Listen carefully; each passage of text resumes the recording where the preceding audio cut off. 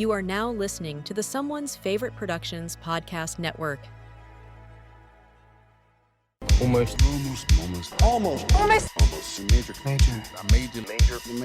Major.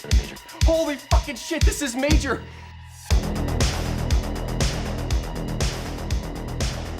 Hello and welcome to this week's episode of Almost Major, where we talk about the many major studios and the films they released. Today we are talking about Nightmare on Elm Street from 1984. My name is Kevin Tudor. I'm here with Charlie Nash. Hello.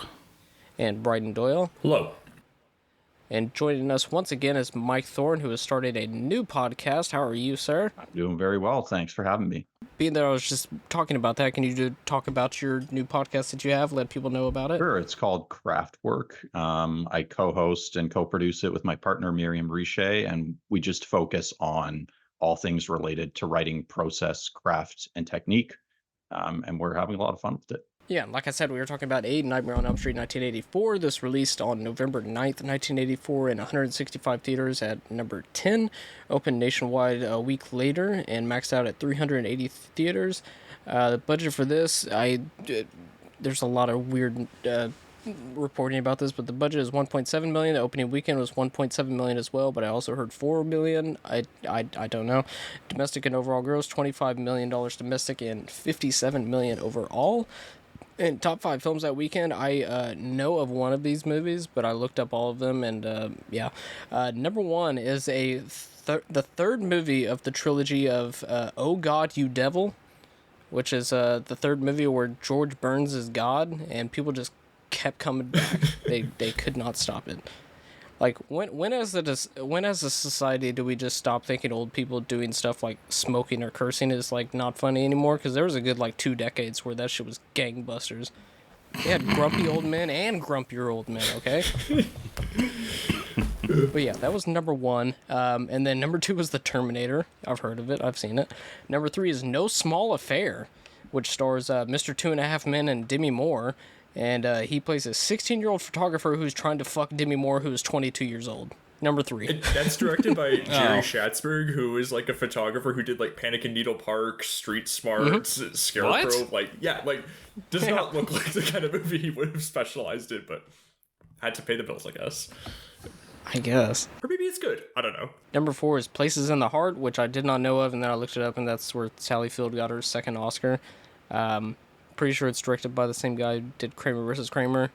It looks very similar to Norma Ray, where the entire time she's like, I don't know what we're supposed to do for money. I don't know. Like, that's the entire thing, and she won another Oscar for doing that.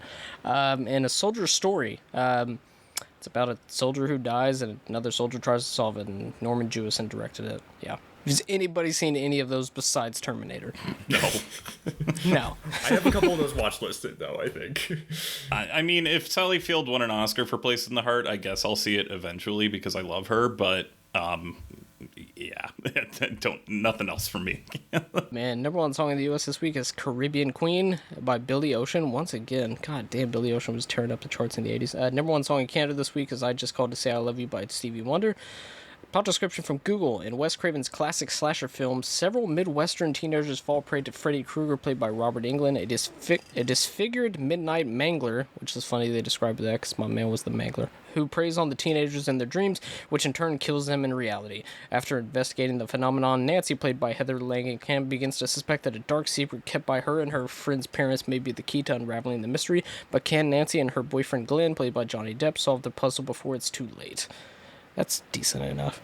Written and directed by Wes Craven. Prior to this, wrote and directed Last House on the Left in 1972. Craven typically does write the movies that he directs. The Hills That Have Eyes in 1977. After this, Serpent in the Rainbow in 88. Shocker in 89. The People Under the Stairs in 91. New Nightmare in 94. And Scream in 96. Starring, there's a lot of people, and if I went deep into all of it, but Heather Langenkamp as Nancy Thompson, Johnny Depp as Glenn Lance, Robert Englund as Fred Krueger, Amanda Wise as Tina Gray, and Ronnie Blakely as Marge Thompson. And does this New Line Cinema film have Lynn Shay? Yes, she's in it. That's I completely forgot that she was She's Nancy's English teacher. And she actually has her last lines are pretty funny. She's teaching them about Hamlet, but it's not has nothing to do about, like, they weren't like, hey, let's do we're going to read something about dreams. You know how they do that in every horror movie. Trivia. I tried to do some of the more interesting ones, or do more of the New Line Cinema ones, more so than just stuff that is probably already known. But in the original script, Freddy was a child molester. However, the decision was made to change him into be a child murderer to avoid accusations of exploiting a series of molestations in California around the time of production, which I believe is the Mole Martin case. I believe that's what it's called. They made a movie about it that I need to watch that has James Woods in it. It was a TV HBO movie, I believe. McMartin case. I forget what it's called. But he was rewritten as a child molester in the 2010s remake. Actually, I probably just could have not had this in the trivia, but that's fine. Wes Craven first came up with the basic idea for the movie from a series of articles in the Los Angeles Times over a 3-year period about a group of Southeast Asian refugees, several of whom had died in the throes of a horrible nightmare. The group had come to the U.S. to escape the murderous reign of Pol Pot, and within a year of arriving, 3 men had died, all in similar situations. The young, otherwise healthy men would have a nightmare, then refuse to sleep for as long as they could. When he finally fell asleep from exhaustion, he awoke screaming and then died. Autopsy results revealed that he had not died from heart failure, but had simply died. It was this inability to find a cause of death that intrigued Craven so much. Brighton, did you find the movie? I think it's called Indictment. It is Indictment, the McMartin trial with James Woods and Mercedes Ruehl. That's right. And it was HBO, 1995. Wes Craven wrote the script and presented it in 1981 and tried to sell it to a major studio, but no one wanted it. Even his friend and business partner Sean S. Cunningham, with whom he made Last House on the Left, wasn't totally convinced if the premise would work. Craven said that it just flew around for 3 years until Bob Shea of New Line Cinema, who was the distributor who wanted to produce movies, picked it up. And I believe this was their second movie that they produced after Alone in the Dark. The movie almost folded before production had begun. Initially, Smart Egg Production was supposed to put $1 million into it, but it dropped out several days before filming began, and Bob Shea, who had put it in a lot of his own money, had to turn to raise money elsewhere. 2 weeks into shooting, the production had no money left, so the crew was asked to work 1 week without pay, after which the line producer used his own credit card to pay for those who had stayed. Craven missed the first table read because his agent had advised him not to come due to the financial insecurity. Eventually, Shea brokered a deal with Media Home Entertainment, which is a home video company, and subsequently pursued Smart Egg to put up the final $200,000 needed to complete the film. Apparently, every single day was just like people on the set just being like, "We don't have any money. We don't have any money. Why are you doing this shot? We don't have any fucking money." Wow. The original glove was later used in Nightmare on Elm Street 2 in 95, and was also seen hanging on the wall in the woodshed in Evil Dead 2. This was in response to the use of the Evil Dead on the television screen in this film, and the poster for The Hills Have Eyes appearing in the Evil Dead in 1981. When Wes Craven loaned the glove to the Nightmare on Elm Street 3 set, it got lost and is rumored to be in possession of Robert Englund's agent. Somebody get to the bottom of this. It would take about 3 hours to get Robert Englund into his Freddy makeup. This is the second movie produced by New Line Cinema. The first was Alone in the Dark. However, it was given a very limited theatrical release, and when it performed poorly and received bad reviews, it was released straight to video. As soon this movie was New Line Cinema's first... Oh, that was talking about Alone in the Dark. Okay. As such, this movie was New Line Cinema's first genuine mainstream cinematic venture. Just saying that Alone in the Dark performed badly and then just went straight to video. Okay. And lastly, the shit show that is the ending for this movie, and how they had like 19 different endings. In the original script, the movie ended happily. Nancy kills Krueger by ceasing to believe in him, then awakes to discover that everything that happened in the movie was an elongated nightmare. She then says goodbye to her mother and drives to school with her friends. However, Bob Shea wanted a twist ending that would leave the way to open for sequels. He suggested fooling the audience into thinking Krueger had been defeated, only to reveal the final scene itself is actually a nightmare, and then end the film with Freddy driving the car away from the house and the kids screaming. He should have driven the car away at the end. That would have been cool. Did any of you watch that ending? Yeah, it's bad. Wes Craven hated this ending, and ultimately 4 endings were filmed. Craven's happy ending, Shea's Freddy ending, and 2 versions of a compromised ending Craven and Shea had reached, in which Nancy's mother is pulled back into the house, which is the dumbest fucking thing ever. Even if this movie's great, it's so silly. But the audience is left slightly ambiguous as what is going on. Yeah, Craven has also maintained that the film should have had the happy ending that he originally wrote. I kind of agree, but I feel like it's all just too much at once, and nobody could get what probably should have happened, and who knows. The kids of Elm Street don't know it yet, but something is coming to get them. There's something out there, isn't there? You could just see cuts happening. What did that, Lieutenant? I don't know. What's the coroner got to say? He's in the jar and puking since he saw it. They're gonna kill me for sure. Did you do it? There was somebody else there. He was locked in a room with a girl who went in alive and came out in a rubber bag. No one knows where it came from or who it will visit next. Nancy? There's something wrong with you. You're imagining things. Nightmare on Elm Street. Do you believe in the boogeyman? No. Whatever you do, don't fall asleep.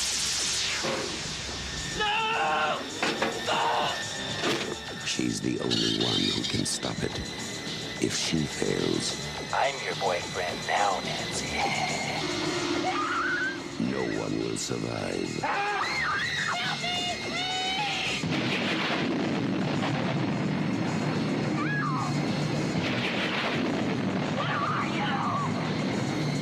From Wes Craven, director of The Hills Have Eyes and Last House on the Left, a new masterpiece in fantasy terror, Nightmare on Elm Street.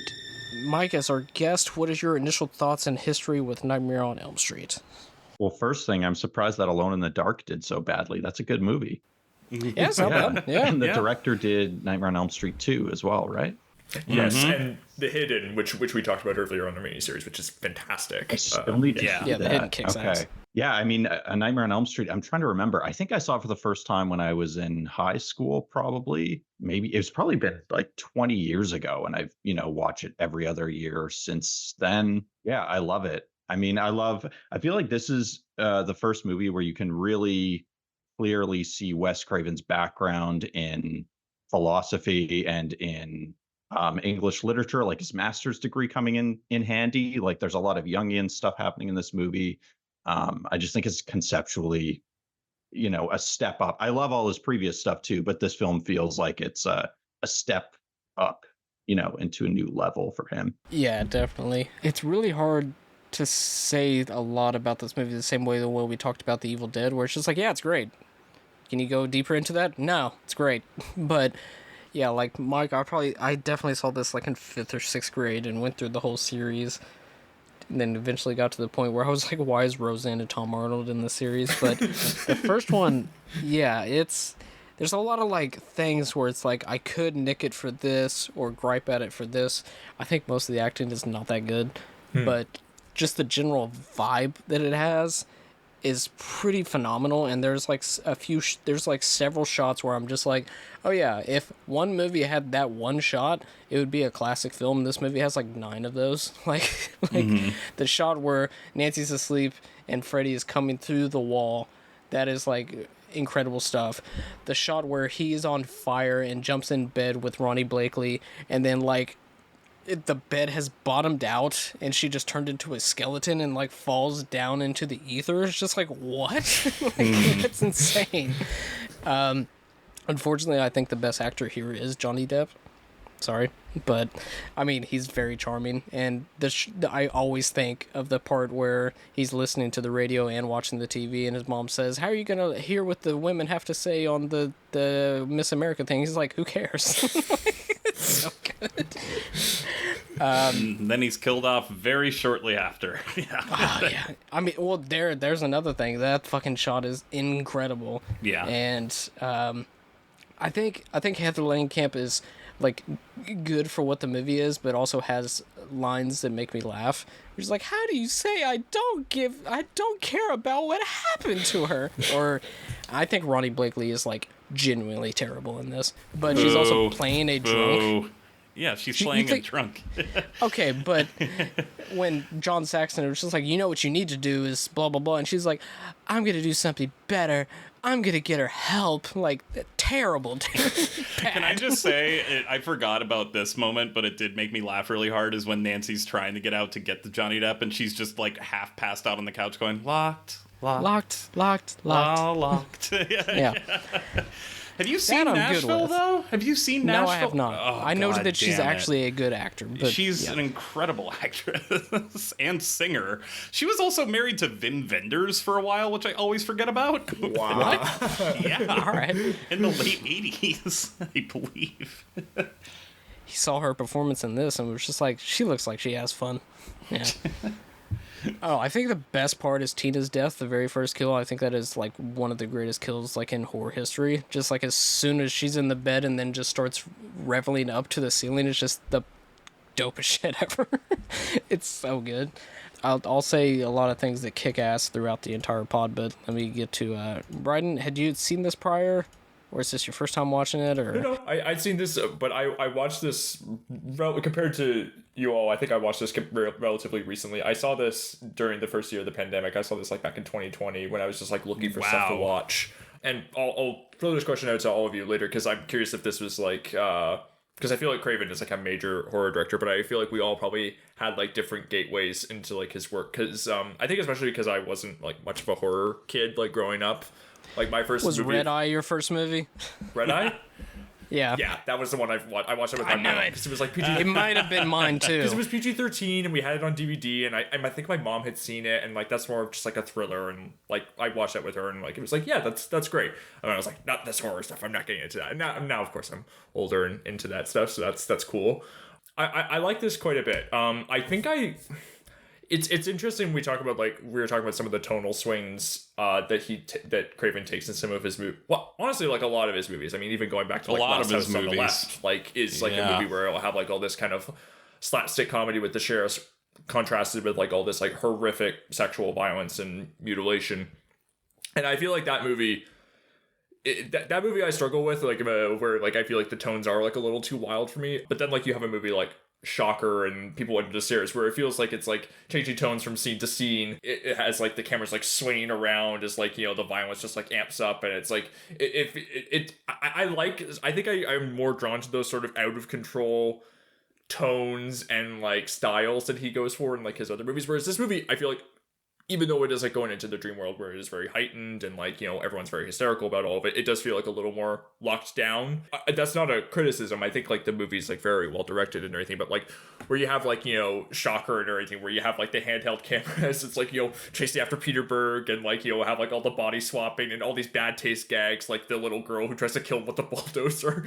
It's like, I'm... That's incredible. Yeah. Like I think I'm just like more like captivated by that kind of stuff. But it is interesting how like just watching that and thinking about Last House on the Left and Nightmare on Elm Street and some of his other movies, how there is like kind of like this interest I've noticed in Craven and how people like respond to like these like really traumatic things that are happening in the world. Like I mean like the thing that Last House on the Left I heard about like when I was a teenager was like that was like him like responding to like media coverage of like, you know, the Vietnam War like at the time and everything was like, you know, being like contrasted with like all like this, you know, like you'd be like seeing all these horrible violent images on the TV and everything, but then like if you change the channel, it would be like something like very upbeat and everything. It's sort of like a distraction and like sort of like that collective not wanting to like acknowledge what's going on. And I feel like that's like a case where I'm like, I get that idea. I don't know that I'm entirely always on board with how the movie conveys those ideas, but it's interesting. And then Shocker very much is like that, where like, you know, it's you know, like Peter Berg, I think one of his opening lines is like when like he's hearing like the TV talk about like all the serial murders that he's happening. He's like, why don't you just like change the channel or whatever? And then like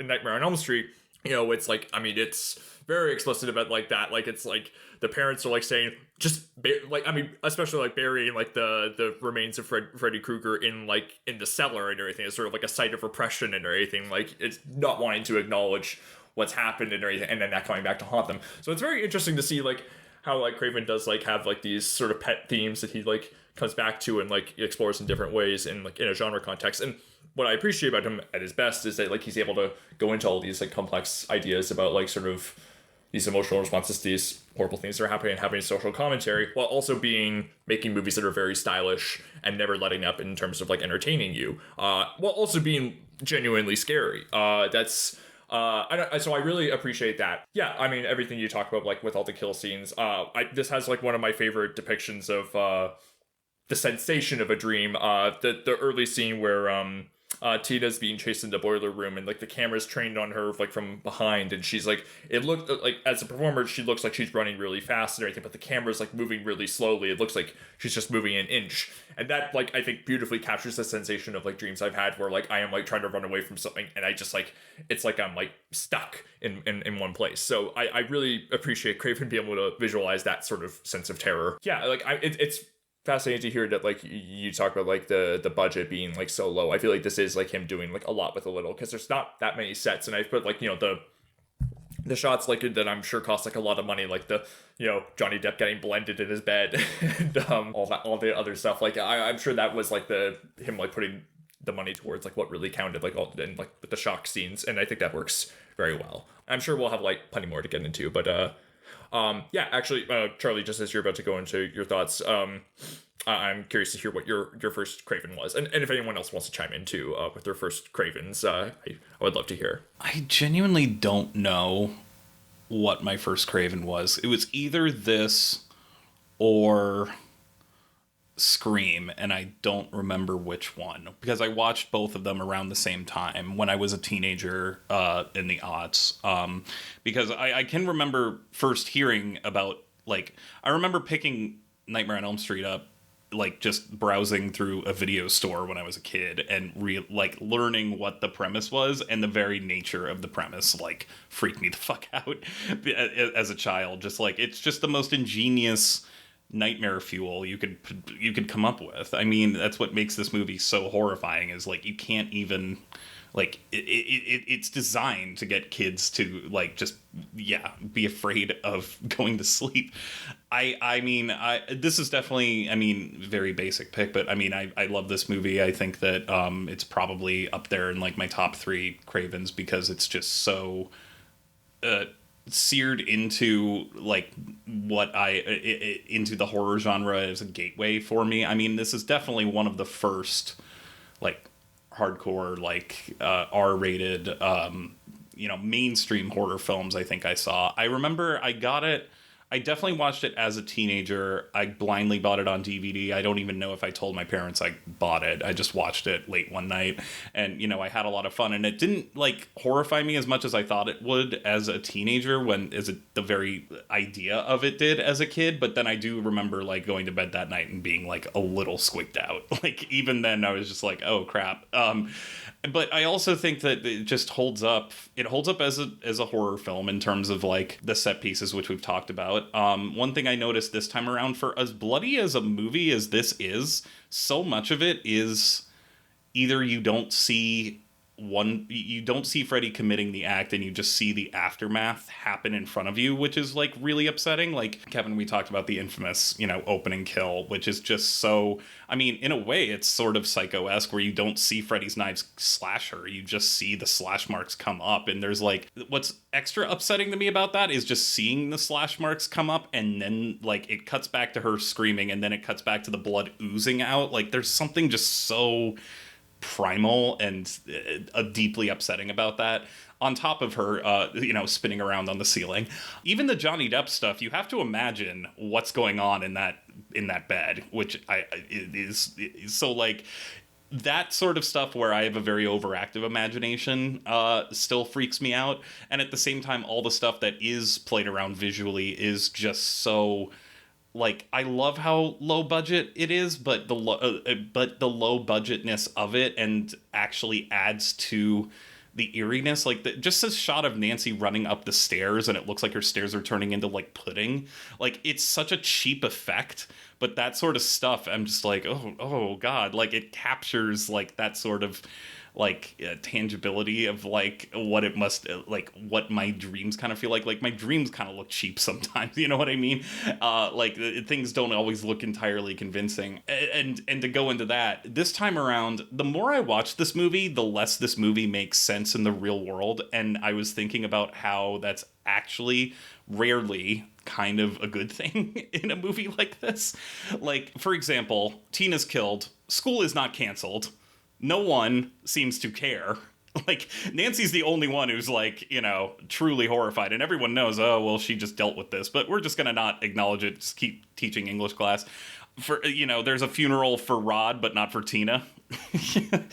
Like, what's up with that? Like, what's up with that? It's actually, I read an essay in this new-ish book called It Came from the Closet, Queer Reflections on Horror. And there's a really, really good essay by Tucker Lieberman who talks about how so much of this movie not making sense actually makes it more frightening, and how it creates this type of fictional type of trauma that is almost more palatable for audiences and for, because even going down to, they touched upon even the fact that Freddy Krueger was a child molester but not a child murderer until the script change. Like that makes Ronnie Blakely's confession make less sense in certain ways, like how it makes the allegory of the explicitness being so vague make it as a horror allegory make more sense, that the parents would just be like, nope, like it's 1980s Reagan era suburbia where everything is fine and we're gonna like cover everything up with sunshine and greens and trees, and we don't talk about this sort of stuff. We don't deal with this sort of stuff. It makes it makes everything make so much less sense in the real world, but by the time you get to the end of this movie, you don't even know if what you just watched is... I mean, does anybody think that it was all just a dream? I guess it doesn't. It kind of... it ingeniously has its cake and eats it too, where you don't even know what's real and what isn't. And that's kind of what gives the movie its power.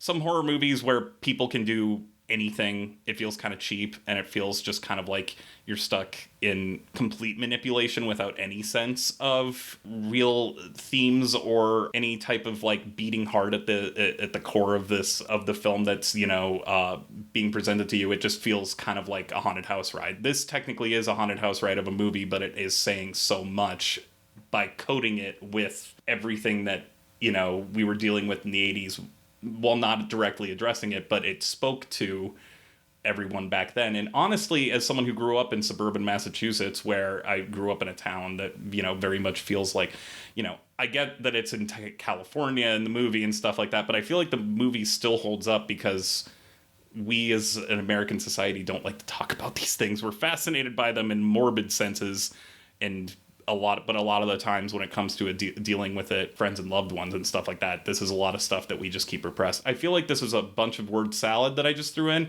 but I love this movie. It's still scary as hell. Still think it's weird how for such a classic there's so many things about it that are hard to pin down, but I mean that in a complimentary fashion, which makes repeat viewings and makes it standing the test of time all the more fascinating to me. I just wanted to build off a couple things you said there, particularly the way you're talking about the way the film figures this kind of Americana, this sort of, and also some of the things Kevin was talking about with regards to the performances and things like that. I think for me, I always thought this film had a very distinctly kind of 50s melodrama sensibility going on. And it would make sense given that Craven was born in 1939, I believe. He would have grown up in that era and was probably taking in... I mean, he didn't see movies until he was in college, but, later he probably would have seen things like Rebel Without a Cause or even some of the Douglas Sirk movies. And something that's it's really surprising, and that this film doesn't get more credit for kind of doing some of the things we see David Lynch doing 2 years later with Blue Velvet, this kind of like dreamlike veneer of suburban Americana, and the horror hiding underneath. Also 2 years before Stephen King's novel It, which is dealing with very similar things. It feels like Craven is one of the first American artists of his generation to deal with... I mean, all three of those things are brilliant, but Nightmare on Elm Street came 2 years before either of those. So I just that struck me this time around. I was thinking about like that 70s, even the palette feels very like Nicholas Ray or Douglas Sirk or something. Yeah, and the parents seem to be just pissed off at the kids all the time, as if they're just like, look, we put up with bullshit, you put up with bullshit, but like it doesn't make... and I mean this in a good way. This is not a criticism, but when you get down to it, it doesn't make sense. Okay, there were a bunch of kids that were murdered in this town. Why is this still such a huge suburban neighborhood with thriving families? Like, why is nobody talking about this? Nancy's dad is a cop. Why is he not more unsettled by the fact that things start exactly like they did apparently a few years ago? Like, nobody seems to be wanting to address it, and instead taking it out on the kids. Also, this is the thing that also really boggles my mind, and it boggles Nancy's mind too. The bars on the windows. Like, it doesn't even make sense if this movie took place in the real world, because Ronnie Blakely's like, don't worry, mommy killed him. Well, okay, then why are you barring the window? Like, it doesn't make any sense. Like, because she's drunk. Yeah. But also, it's a very funny scene where she tells her dad, John Saxton, like, in 20 minutes, come and save me. And then he tells the cop to, hey, go outside and look at my daughter's, see if anything happens. She breaks out 3 of the windows, and the guy's just like, maybe I should go tell John Saxton about this. They just don't want to deal with their kids. They don't want to deal with it, which kind of, I mean, if you look at it as an allegory for repressed sexual, trauma, it makes a lot of sense. I mean, and then that's why the remake is so terrible. I mean, we talked about it a little off mic, but the remake, first of all, doesn't understand anything that made, or at least it didn't seem to understand anything about the suburbia equals safety commentary that the 80s film was going for, because it's all the 2010s gloomy, like gray ashen, like type of like a rainy like neighborhood. So it doesn't even follow, like its world is just gross and nasty. But then on top of that, they do get into a point where in the remake, I think it's Rooney Mara and Kyle Gallagher like find photos of themselves, but like that Freddy took while he molested them, and then it's just like, okay, this is just fucking it doesn't gross. Try to be scary. It just tries to be like, it really tries to double down and be like, guys, he's a child molester. Ain't that fucked up? It's just like, yeah, but it's what's supposed to be scary is he kills you in your dreams. It's just like, yeah, but what if he like, wouldn't that be more scary? It's like, no, Michael Bay, it wouldn't be.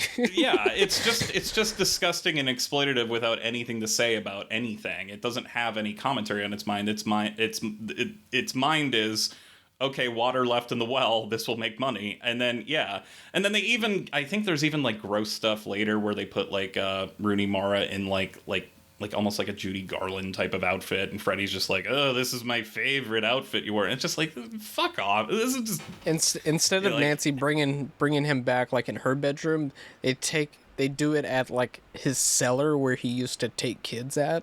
Yeah, and that's where she sets the timer and brings him out and whatnot. Yeah, it's bad. It's real bad. And then it's just a shot-for-shot remake anymore. And so many other... Yeah, Jesus Christ. I can't look at that anymore. Chat hero Haley. Which is funny, because whenever that was announced, it was just like, oh shit, they got like a fucking great actor to do this. I mean, they don't have to do shit. They just have to give him, and then every time he's on the screen, it's fucking bad, dude. I don't blame him, though. I mean, like, he did what he had to do for the money. But yeah, like it's just and you're right to bring up like how this was Mike, this was like touched upon in so many films in the 80s, especially, I mean, Blue Velvet does come to mind. I was just thinking, does Freddy only come out at night? And actually this movie, he comes out pretty early on in the day in school, actually, which is interesting to think about, because that scene is fucking awesome. When Amanda Wise is in the fucking clear body bag, it looks so good. Yeah. God, that's what I'm saying. It's like, this has so many, like, it could be even worse, but it just has so much just iconic shit that it's not just like, oh, I've seen that somewhere. It's like, no, that's just a great shot. Like, it doesn't matter if you've seen it or not. Like, of course, Freddy coming to the wall, like, you've seen that. That's probably the most iconic shot, but it's just like seeing that, and it's wild. I don't think Craven has been like this, just like visually interesting in any of his other movies. Not to say that they're not as good. I just think that there's just so many shots here, especially when they only had like under $2 million, where it's just like, yeah, if you were like stressing for money every single day, it's just like, yeah, you don't need the scene where her mom is like lowered into a bed tomb or whatever. You could just like pull the blankets off and she's like charred, and that's fine. It's just like, no, it has to be this way type of thing. Yeah. Do you also think that Nancy's parents' divorce was probably as a result of, I mean, if mom killed Freddy and dad's a man of the law, then she became a drunk and then they got divorced, probably. I mean, there's lots of unsaid things here that the movie kind of doesn't spoon feed you that I appreciate, where I feel like another movie could easily, I mean, I guess the remake kind of did that, but yeah. Yeah. And it's that classic horror thing of like, sometimes like it's like the idea of like sort of the horror villain like upending the sense of normalcy, but then like a lot of horror movies also question like, well, was it so normal to begin with and everything, where like it's already like a lot of people where it's like, yeah, my mom's like in Vegas with her boyfriend and everything, who seems like kind of a shitty guy, like the 10 seconds we see of him and everything, and it's like just sort of like a lot of like unsupervised kids and like the fear of like the parents, like the parents fearing that they can't do enough for them and that they're not doing enough to watch over them, and then maybe especially in the case of Nancy's mom, overcompensating with, as you said, with the bars on the windows and stuff. It's interesting to talk about. It'll be very interesting to watch these movies, the subsequent movies in this series, because I know Freddy Krueger gets like a lot goofier as the movies go on. I was about to bring that up, like because I know basically the second one he's still kind of scary. He's a little stinker, but by the third one he's just like full on like. Well, the fourth one, really, he's just like an MTV VJ by that point. Yeah. But, like, the third one is, like, it has probably the best kills of the whole series, but, like, that's when he stops being scary. The second one is, like, he's still pretty scary. But even in the first one, he's still kind of funny. Like, when he cuts off his own fingers, that's very funny. But he's actually still scary in this. He's not... Yeah, they do a good job of like having like there's only like a few shots I feel like where you see like his face like fully out in like the light and everything. Often like to hide him in the shadows or just like showing slivers of his face. You know, that's like, I mean, I don't know if that was maybe a budgetary thing of like, you know, maybe they were worried about the makeup and everything. I'm speculating. I mean, it looks fantastic either way, but like, you know, it's Mm-hmm. you know, the classic thing of like, you know, the less you show, the scarier it is. I am seeing here that the cinematographer is Jacques Hatkin, also shot the second Nightmare on Elm Street, also shot The Hidden, and also shot Shocker. So, but most importantly, he shot the Silence of the Lambs parody Silence of the Hams in 1994. So, gotta get that on a miniseries here soon. I don't know who put that out. October Films put it out, fellas. I believe it's an Italian parody starring Billy Zane. Yeah, I'm watching it. Oh, sorry. Wow.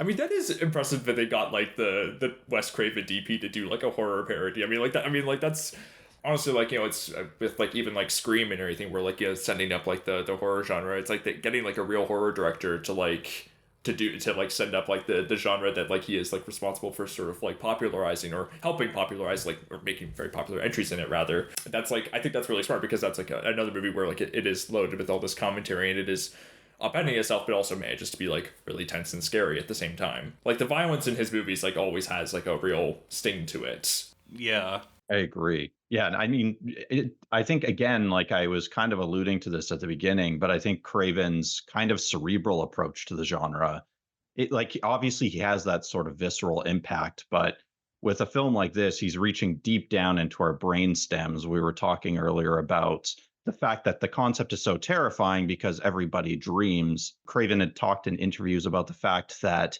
he wanted to make sort of the most primal manifestation of horror imaginable. And he thought, what would the earliest humans be afraid of? And it would be claws, it would be animals. And he read an article in the Scientific American, I think it was, that green and red are the hardest colors for the human eye to process side by side. So that's why I gave Freddy that sweater. So it's like very carefully designed. And also there's the literary conceits too. Like you're talking about the Return of the Repressed. It's a very gothic film. So I think Craven is able to, I think he designs his films around really intelligent ideas, but he also just has a knack for those kind of stinging images that you're talking about. His villains are also quite evil without a clear motive. I mean, Freddy Krueger just is an evil child killer. There's not really any motivation other than he enjoys doing it. Same with the villain in Shocker. Yes, people under the stairs, I guess you could get into, like, you know, gentrification and all the sorts of stuff, but really it does come down to the same point of why are these incestuous people taking over? Oh, greed, money, evil, you know, like all this shit. And he doesn't really provide freaks. How about that? Yeah, but he's not interested in exploring the nature of evil or why they became evil. They just simply are, and it's all about other people having to deal with it, and in terms of their trauma response, which is interesting. I feel like, obviously, the subject of trauma being, you know, this is what horror movies have always been about, has been kind of obnoxiously talked to death at this point, and a lot of horror movies that come out today just don't understand subtext at all. I kind of like that this movie is very much an exploration of that without even trying to be that, you know, that direct. You know, it's more about, because the unknown things that are not acknowledged in this movie are what makes it even more disturbing. Yeah, because I think he understands like that these archetypes and the symbolism is already charged. Like we don't need it spelled out for us. Like he understands the visual grammar as well as those kind of like literary and philosophical ideas, but he's smart enough not to have to tell us he's smart. Exactly. Yeah. Yeah, it's like back when horror movies like could say stuff without saying stuff, you know? Or you could watch this movie and just be like, yeah, it's about a guy who kills people in nightmares. Hell yeah, 10 out of 10. Or you could be like, actually dig deep into it. And, you know, instead of just being like, you know what this movie's actually about? It's just like, I don't care. Actually, you actually make me wish this was not about that. Like, if you have to come out and say it, you know. Brian, were you going to say something? Talking about like the trauma responses that the characters are dealing with in this movie and some of Craven's other movies. It's also interesting, the idea of like ignoring what's happened to you, and also the fact that this is a movie about people who are like, you know, being told just go to sleep and everything when they're like being told like to sort of forget what's happened to them and everything. Sort of the idea of like consciousness, both literally and also like the being aware of like horrible things that are happening in the world. It's also interesting how he's dealt with showing like sort of the backfiring of sort of like bloodlust that feels like a very American thing. I mean, like in this, you know, like where it's like Freddy Krueger got off on a technicality, so we resorted to like burning him alive, and that like is coming back to haunt us. And then like in Shocker, you know, Peter Berg, like, I mean, that's a movie about like where it's like questioning like, does like the death penalty like really do anything? Like this guy like just comes back and like haunts you, and also the people that like are killed, like they're dead already, so like it doesn't really do anything. And then like Last House on the Left, you know, like that's like also, you know, very much like, you know, people who seem very liberal and everything, never sort of to horrific violence against people who are also horrific murderers and everything. But like, you know, it's just like, I don't know, it's very interesting sort of showing like him being very good at like sensationally depicting like this violence and everything. Like his movies are very exciting, as we're talking about, but like also like the sting of it, and also like questioning sort of like the especially like with this movie's open-endedness, like where it's like, well, what is everything like actually happy? It's like, I mean, no matter what, like they still have to like live with like this terrible experience that they've gone through and everything. Like those like it's like it's never quite over for them. Like that's always going to stay with them, which I find really interesting.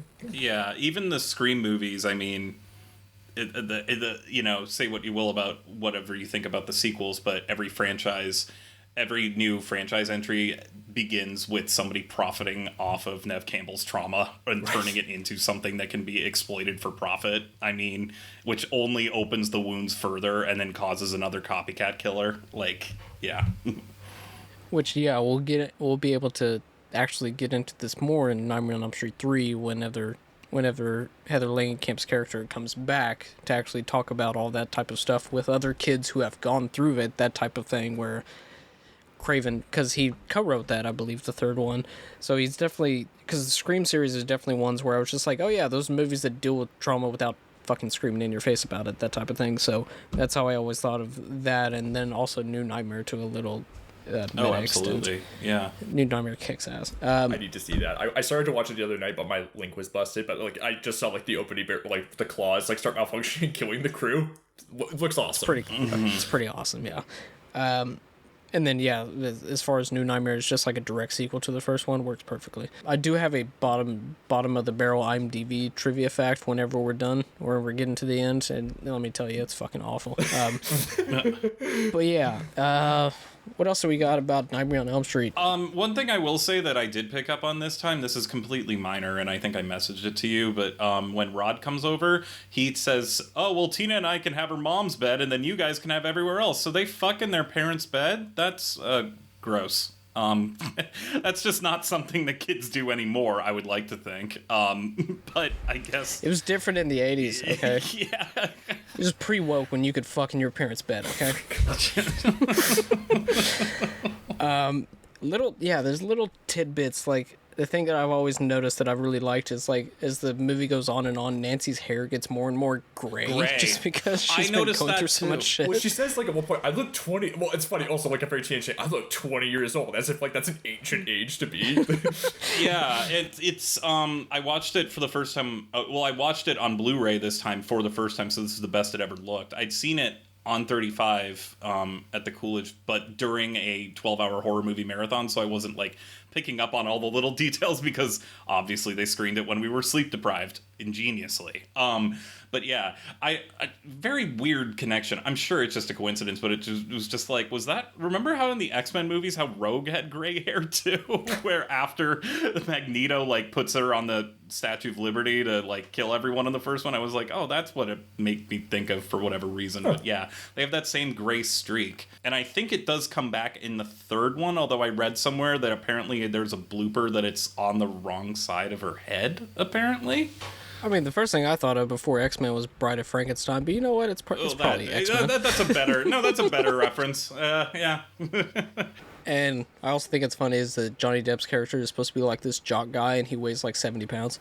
And where she's just like, I grab a fucker and you get him. He's like, get him with what? She's like, you're a jock. You have a baseball bat or something. And he's probably just like, yeah, oh yes, I am a jock. Yeah, yes, I forgot. Yes. Well, I guess that's another thing we can talk about is all the guys in this movie fucking suck, and I think that's not on purpose. I mean, we talked about the Johnny Depp Miss America line. After Tina's killed, I'm pretty sure he comes to school the next day and was like, I don't know, I slept like a rock. And it's just like, what? Like, what do you mean? And, oh, Rod's on the run, what's he gonna do? Why don't I hop out of the bushes and terrify Nancy? That seems like a logical response that will get her to listen to me. Yeah. Well, John Saxon put him up to it, and I was like, wait, what? Yeah. Or put her up to it somehow? Put her up to it. What is going on? What's going on? I guess that's a bit of a stretch, but like, who cares? It's kind of my response to that. But yeah. I also love the gag. I completely forgotten about this, but like just like all the ways that Nancy's trying to keep herself asleep. I love it when like she has like all the cups of coffee, including like the coffee pot and everything. Mom takes it out and everything. She goes to bed. And not only is she pulling the trick of like, I'm like gonna like get dressed when I'm out of the covers and everything, she also pulls out like another coffee machine and puts it on top of her bed. Yeah. That's such a funny gag. Like I love just like the like that extra level of like just how committed she is to staying awake. And then also that's like great setup and payoff because like that coffee pot is then what she uses to attack Krueger when he comes into the mortal realm, which is awesome. It almost looks like her bedroom, and I mean this in a good way too. It almost looks like her bedroom's like too young for her too. Like it's a little too bright, a little too like that's like something a 13-year-old girl would have, maybe not like a 16 or 17-year-old. I don't know. But then her parents also kind of like there is like kind of like still like it does seem like the way she like talks to her parents there is like kind of like the stuck between like childhood and adulthood and everything where like there's so like mommy killed the bad man so you don't have to worry about it anymore. Yeah, that was one thing I noticed too. Mommy and mother are used. Does she ever call Ronnie Blakely mom? I don't know. Yeah. It was something where it's I was just like mother. It's always mother, and Ronnie Blakely addresses herself as mommy. Mommy got the bad man. Mommy kept the gloves, which I don't know why he would. What good is the... Yeah, he made some more, so good job. Yeah, he made an exact replica. I do think it's funny that Wes Craven's a big fan of, like, having fucking mousetrap-ass traps at the end of movies. Yeah. It's just like, Nancy's like, you know what I'm gonna do? In the 20 minutes it's gonna take before my dad comes over here, I'm gonna have a Rugrats-ass scheme to get this motherfucker. Yeah, I have, giant sledgehammer, that I've just been holding on to. I got a bunch of gunpowder that I'm gonna put in a light bulb. It doesn't really hurt Freddy Krueger, it just kind of scares him a little bit. Yeah. Right. Yeah, I was gonna say, wait, is that what sets him on fire? But no, it's the gasoline that sets him on fire. Yeah. Mm-hmm. I guess she has the gunpowder because her dad's a cop, but like, is that? But he doesn't live there. True. I don't know if it's like maybe it's like he needs to he left it in storage. And they were full on shotgun shells. I mean, it's like the classic thing of like when like you see movies about like couples that are breakup. It's like your stuff is still here at my apartment and everything. Oh, you should be like a shirt or whatever. It's like your gunpowder is still here at my apartment. All your shotgun shells are still here, John Saxton. Yeah. It's also interesting, like, just thinking, like, the bathtub scene where she almost drowns and she's screaming and then, mom comes in and she's like, what's the matter? Oh, nothing, I almost slipped. Like, she almost tries to repress everything, too, for the sake of mom. But then by the end, it's like, no, I'm truly not okay. And, I mean, it ends up also, everything is the adult's fault. I mean... I guess that's another obvious thing, is that all of these kids would not have been dealing with this were it not for the sins of their parents. So what you're saying is the cops should have taken care of him. That's what you're getting. Send Freddy Krueger to jail. Well, the justice system didn't do it right, so they had to do it. But then they're saying that doesn't work either. So what are you supposed to do? No. What you're supposed to do is not have fear in your heart. And then Freddy Krueger turns into a bunch of light pixels, and then you're done. I don't know. Maybe that's the only part that ages badly. That is straight 80s shit right there. That is some aha take on me ass special effects. Yeah, right what if there was like a deleted scene where it was just like she skipped violin class that was taught by Meryl Streep or something, and it was just like if only she had stayed in school that day, she would have found the proper way to cope. If only she was listening to Lin Shaye teach about Hamlet. Hamlet, yeah. Which does have specters in it. I mean, Hamlet does have people haunted by ghosts. It is, yeah, not one of those direct scenes where they still do this today, where, like, we're going to have a scene in class and we're going to specifically lay out the themes of the movie. Remember that scene in Lost and Delirious when they just write love on the board? Well, I was also thinking when we talk about, like there's like a movie that's based on a Shakespeare play, they're talking about Shakespeare in the class, and Hartnett is like, I thought Shakespeare wrote movies or whatever. Now, I just thought of that joke in Strangers with Candy where Stephen Colbert does the monologue from Romeo and Juliet and then immediately transitions to, so, when William Shakespeare wrote West Side Story. Oh, gosh. Yeah. Well, something that I was thinking about as you guys mentioned New Nightmare and Scream. And by the way, New Nightmare might be my favorite Wes Craven movie. I just rewatched it for an article, and it's so good. But I was just thinking, those are very openly meta films, but I feel like Nightmare on Elm Street is kind of quietly meta too. Even the fact that it occurs like in the unconscious, in nightmares, that it has nightmare logic. It really is a horror movie about horror movies. I think Wes Craven has always kind of been up to that in a way. And unfortunately, I feel like no one has escaped from under the shadow of Scream since it came out, but no one can do it like Wes Craven and Kevin Williamson did. But he's sort of like, he opened up a new kind of meta sensibility in horror, I think. And I do see it starting in Nightmare on Elm Street, maybe even earlier, but definitely here. Absolutely. What are the kind of meta-ness that you take from this movie? Well, I think like primarily the fact that it's about nightmares, that it does have that kind of nightmare logic. And there is also, I think there is a kind of self-conscious riffing on a 50s melodrama sensibility. I just think it's like very much about movies. And we often talk about movies in terms of dream logic, and movies are dreams, that we go to movies to dreams, et cetera, et cetera. So I think Craven's like riffing on that, Yeah. That's interesting. He always has that sensibility whenever I'm watching one of his movies where if someone on the set were to be like, this doesn't really make a lot of sense, I can see him being like, it's a movie, we can do anything, who cares? Like, Well, yeah, I had that thought too when initially Nancy like recruits Glenn like to like watch over her when she goes to look for Krueger in the dream. There's like the bit where she goes into the alleyway and then like says like, Glenn, you still watching? And he steps out from the tree and I'm like, how can she see from the alleyway? And I'm like, dream logic, whatever, doesn't matter. Yeah, no, and then that kind of tips your hat that he's that he's awake or asleep. Excuse me. Also, slightly off topic, but one of the best Treehouse of Horrors is when they satirize this movie. I would say. Oh yeah. Which one is that again? Is that?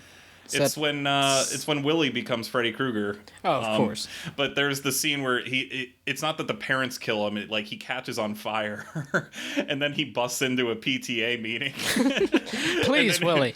Yeah, Mr. Van Houten has the floor, and Milhouse's dad is just like, I think we should be getting the lunch schedules a little more in advance. I don't like the idea of Milhouse having 2 spaghetti dinners in one day. As Willie's just sitting there on fire waiting for his turn to talk.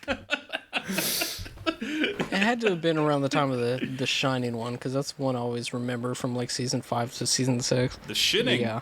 Don't you mean The Shining? You want to get sued? Yeah.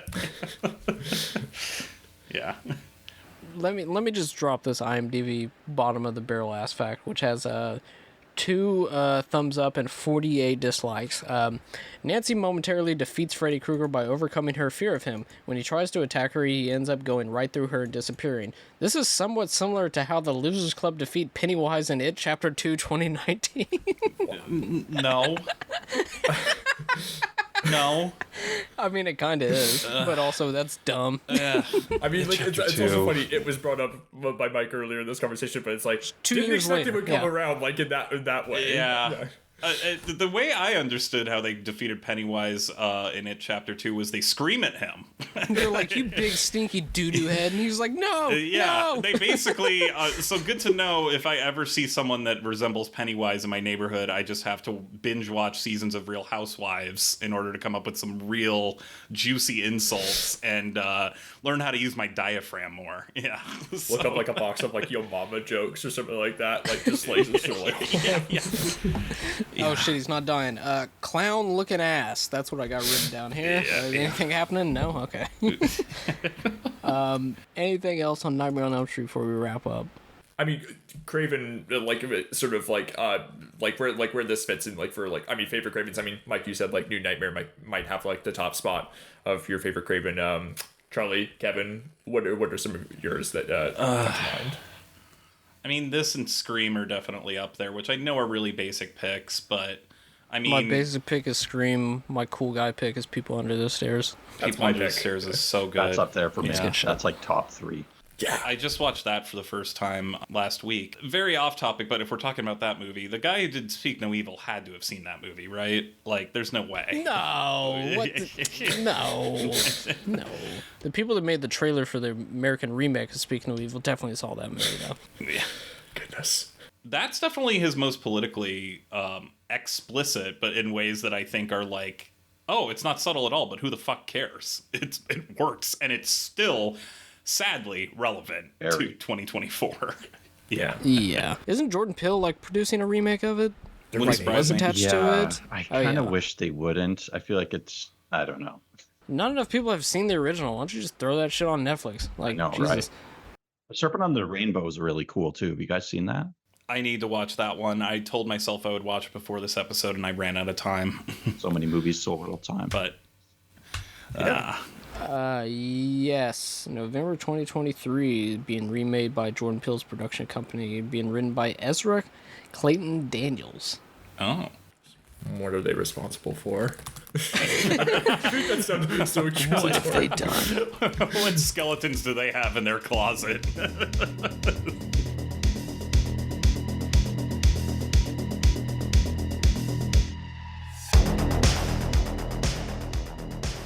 Thank you for listening to this week's episode of Almost Major. Please rate, review, and subscribe to us on iTunes. Please follow the pod on Twitter at Almost Major to keep up to date with what movies we will be covering in the future.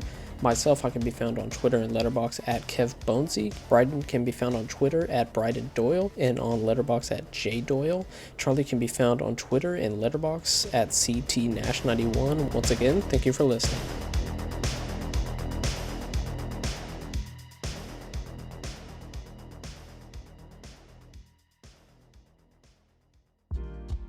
Are you a film fan who loves the ultimate home video experience? Look no further than The Disconnected. Your host, Ryan Verrill, is your go-to source for the latest and most accurate information on home video releases, exclusive interviews with industry insiders and filmmakers, and has established a thriving community where every film and physical media enthusiast feels welcome. From hidden gems to blockbuster hits, The Disconnected brings you insider knowledge and a welcoming space to share your love of cinema. Watch every Thursday night at 9:30 Eastern, 6:30 Pacific for the live announcements show and follow The Disconnected on social media to stay updated. Subscribe to The Disconnected on YouTube or on the podcast provider of your choice and dive into a world where every movie night is an adventure.